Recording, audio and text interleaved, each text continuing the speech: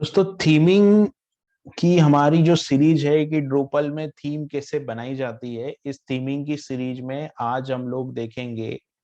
आज बेसिकली हमारा एजेंडे में दो टॉपिक है ना, कि किस तरीके से हम लोग थीमिंग करते हैं। उसमें आज हम लोग एक टॉपिक देखेंगे कि लूप अगर आपको लगाना है ना, लूप अगर आपको लगाना है तो आप किस तरीके से लगा सकते हैं। और दूसरा हमारा टॉपिक होगा कि अगर आपको कोई सीएसएस लगानी है ना, तो आप किस तरीके से लगा सकते हैं। क्योंकि जब भी आप कोई थीम बनाएंगे तो आपको इन दोनों की जरूरत पड़ेगी। राइट, आपने कोई डेटा अरे के फॉर्मेट में पास किया है, आपने कोई डेटा ऑब्जेक्ट के फॉर्मेट में पास किया है, या आपने कोई व्यू बनाया है और व्यू का आप कस्टम टेम्पलेट बना रहे हो, तो वहां पे भी आपको मल्टीपल रिकॉर्ड जहां आएंगे वहां पे उसको फेच करने के लिए लूप की जरूरत पड़ेगी और आपको क्लासेस की जरूरत भी पड़ेगी। ठीक है। हम लोगों ने जो कस्टम थीम बनाई है नई, उसमें भी हम लोगों ने ये चीज देखी थी, क्योंकि हम लोगों ने उसमें भी कई सारे कस्टम टेम्पलेट बनाए। हम लोगों ने माई वर्क पेज बनाया था, तो माई वर्क पेज में भी हम लोगों ने माई वर्क पेज के अंदर भी हम लोगों ने यहाँ पे क्लासेस और एट्रीब्यूट का यूज किया था। हम लोगों ने नेविगेशन के लिए टेम्पलेट बनाया था, तो वहां पे भी हम लोगों ने कस्टम क्लास लगाई थी। ठीक है, अगर आप कोई थीम बना रहे हैं तो क्लास से तो आप बच नहीं सकते, क्लास तो आपको लगानी ही लगानी है। और अगर आप कोई टेम्पलेट बना रहे हैं तो चांसेस हाई है कि उसमें आपको लूपिंग भी करनी पड़े या उसमें आपको लूप के थ्रू डेटा फीच करना पड़े। तो किस तरीके से करते हैं हम लोग दोनों देखेंगे। सबसे पहले हम लोग देखते हैं कि लूपिंग कैसे होती है। तो लूपिंग का जो सिंटेक्स है वो कुछ इस तरीके से है ना। मैं यहाँ पे एक कोड लिखता हूँ और ये सेम कोड हम लोग एक टेम्पलेट हमने जो बनाया था उसके अंदर जाकर भी हम लोग देखेंगे। ठीक है, तो ये मैंने एक कोड है जिसको मैंने कॉपी करके यहाँ पेस्ट किया है।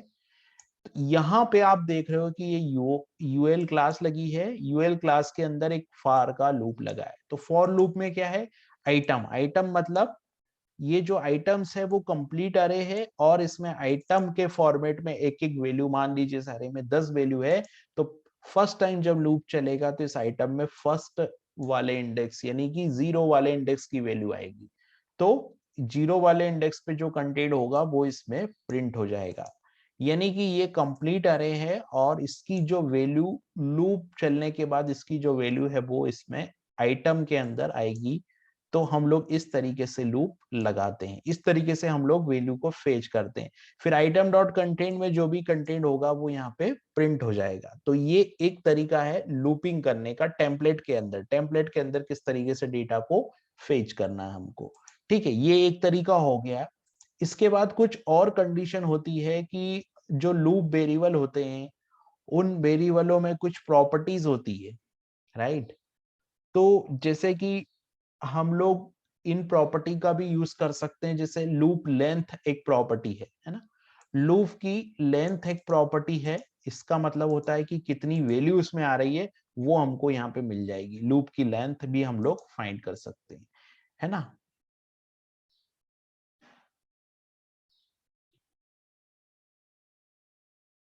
तो जैसे कि अब मेरे को मान लीजिए कि अगर कोई कोई लूप की चाहिए।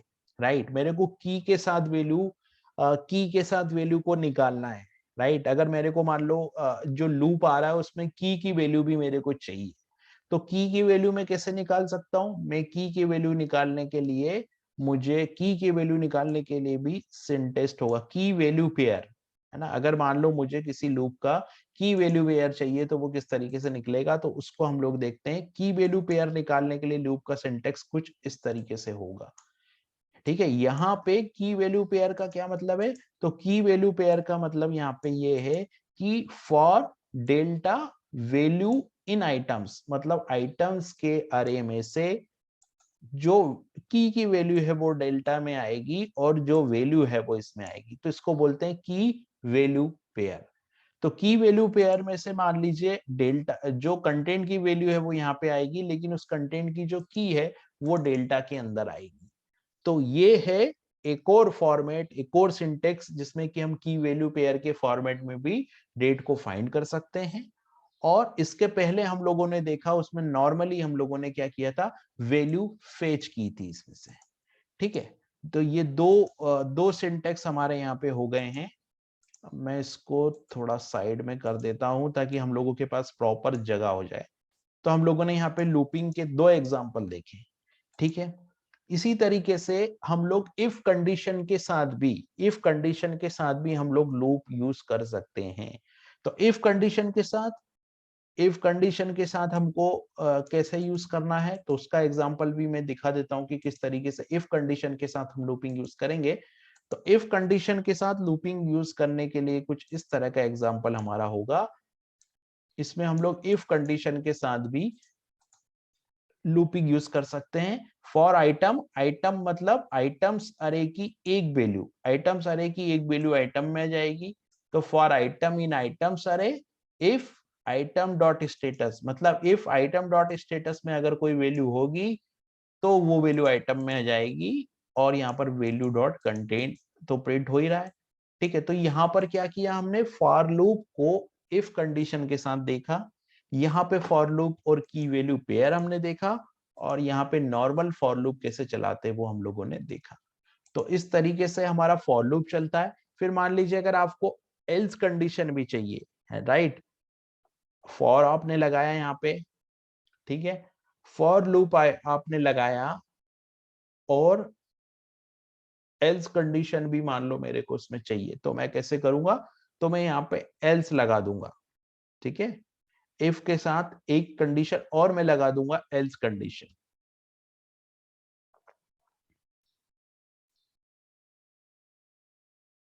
एल्स कंडीशन का एग्जांपल, एल्स कंडीशन कुछ इस तरीके से हम लोग यहाँ पे लगा पाएंगे। ये होगा एल्स कंडीशन का एग्जांपल, इफ विथ एल्स। तो इस तरीके से हम जो है वो लूपिंग कर सकते हैं। लूपिंग के इतने सारे फॉर्मेट है। अब हम लोग देखते हैं क्लास एंड एट्रीब्यूट। क्लास और एट्रीब्यूट का यूज टेम्पलेट फाइल में हम लोगों को किस तरीके से करना है, हम लोग उसको देखते हैं। तो मैं यहां से इसको डिलीट कर देता हूं ताकि थोड़ी जगह मेरे पास हो जाए। तो यहां से मैंने इसको डिलीट कर दिया।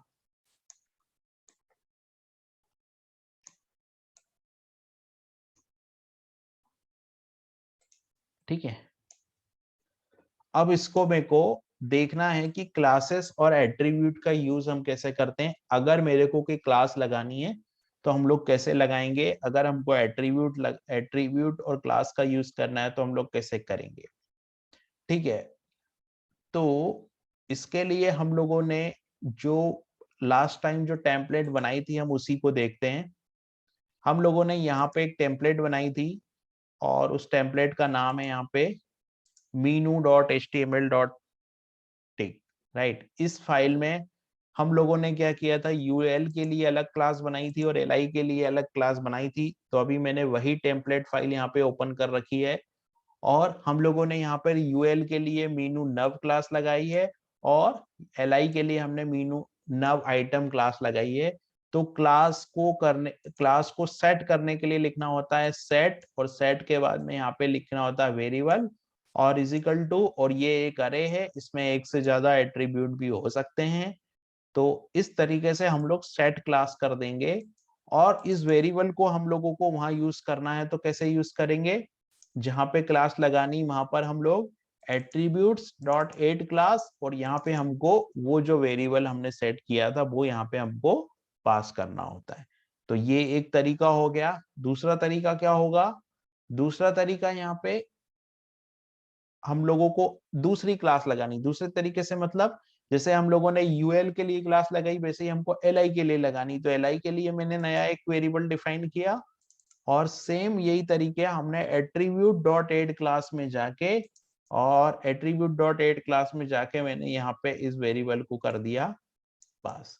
तो इस तरीके से हम लोग यहाँ पे क्लास जो है वो लगा सकते हैं। तो आज हमने दो चीजें देखी, लूपिंग किस तरीके से करना है हमको टेम्पलेट फाइल में, और क्लासेस का यूज हमको किस तरीके से करना है टेम्पलेट फाइल में।